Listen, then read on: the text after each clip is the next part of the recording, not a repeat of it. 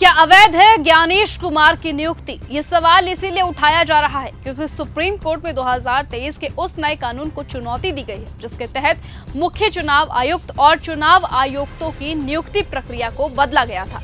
दरअसल कोर्ट की एक तीखी टिप्पणी के बाद अब ये मुद्दा सीधा लोकतंत्र की पारदर्शिता और चुनाव आयोग की स्वतंत्रता से जुड़ा हुआ है। नमस्कार, आप देख रहे हैं न्यूज गंगा और मैं हूं आपके साथ निशा भारद्वाज। इस वक्त की सबसे बड़ी संवैधानिक बहस सुप्रीम कोर्ट से सामने आई है, जहां मुख्य चुनाव आयुक्त और चुनाव आयुक्तों की नियुक्ति प्रक्रिया पर गंभीर सवाल उठाए गए हैं।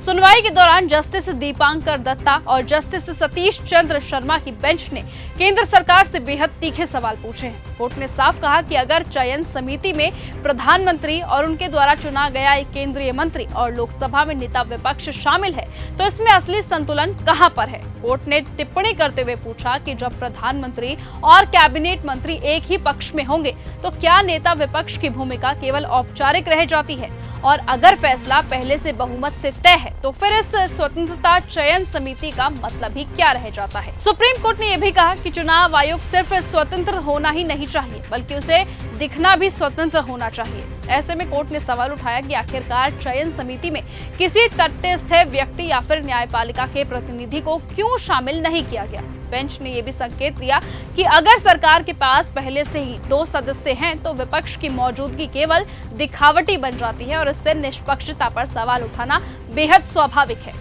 अब ये पूरा मामला 2023 के उस कानून से जुड़ा है जिसमें सुप्रीम कोर्ट की पहले ही व्यवस्था बदली गई। पहले सुप्रीम कोर्ट ने अनूप बरनवाल केस में कहा था कि जब तक संसद नया कानून नहीं बनाती है तब तक चयन समिति में प्रधानमंत्री, नेता विपक्ष और भारत के मुख्य न्यायाधीश शामिल होंगे। लेकिन बाद में केंद्र सरकार ने नया कानून बनाकर सीजीआई को हटाकर उनकी जगह एक केंद्रीय मंत्री को शामिल कर दिया। अब इसी बदलाव को अब अदालत में चुनौती दी गई है। याचिकाकर्ताओं का साफ कहना है कि नया ढांचा चुनाव आयोग की स्वतंत्रता को कमजोर करता है क्योंकि अब सरकार के पास स्पष्ट बहुमत है। ऐसे में पूर्व आईएएस अधिकारी एस.ई. शुक्ला ने ये दलील दी है कि इससे विपक्ष की भूमिका लगभग खत्म हो जाती है और ये संविधान की भावना के खिलाफ है।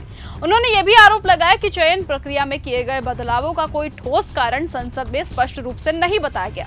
वहीं सरकार की ओर से अटॉर्नी जनरल ने कहा कि संसद को संविधान के अनुच्छेद 324 के तहत पूरा अधिकार है कि वो नियुक्त प्रक्रिया पूरी तरह से तय कर सके। ऐसे में सरकार का ये तर्क है कि सुप्रीम कोर्ट का पुराना फैसला केवल तब तक के लिए लागू था जब तक संसद कानून नहीं बनाती है, और अब जब कानून बन चुका है तो चयन प्रक्रिया तय करना पूरी तरह से संसद का अधिकार है। लेकिन सुप्रीम कोर्ट ने इस दलील पर भी गंभीर सवाल उठाए। कोर्ट ने कहा कि केवल कानूनी अधिकार होना पर्याप्त नहीं है बल्कि लोकतांत्रिक संस्थानों में जनता का भरोसा बनाए रखना भी उतना ही जरूरी होता है। ऐसे में कोर्ट ने यह भी उदाहरण दिया कि सीबीआई निदेशक की नियुक्ति समिति में मुख्य न्यायाधीश शामिल होते हैं तो फिर चुनाव आयोग जैसे अहम संस्थान के लिए अलग मानक क्यों है। पूरा मामला अब केवल नियुक्ति प्रक्रिया का नहीं रहा बल्कि ये सीधे लोकतंत्र की नींव से जुड़ा है।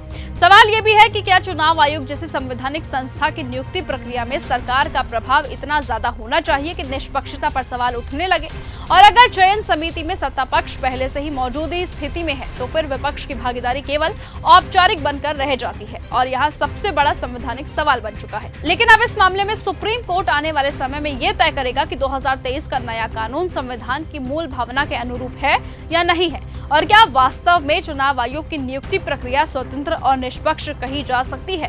फिलहाल अब इस पूरे मामले में राजनीतिक और संवैधानिक दोनों स्तरों पर बड़ी बहस छिड़ गई है। अब हम इस पूरी खबर पर नजर बनाए हुए हैं और जैसे ही कोई बड़ा अपडेट आता है तो हम आपको तुरंत जानकारी देंगे। फिलहाल आज की इस खबर में सिर्फ इतना ही।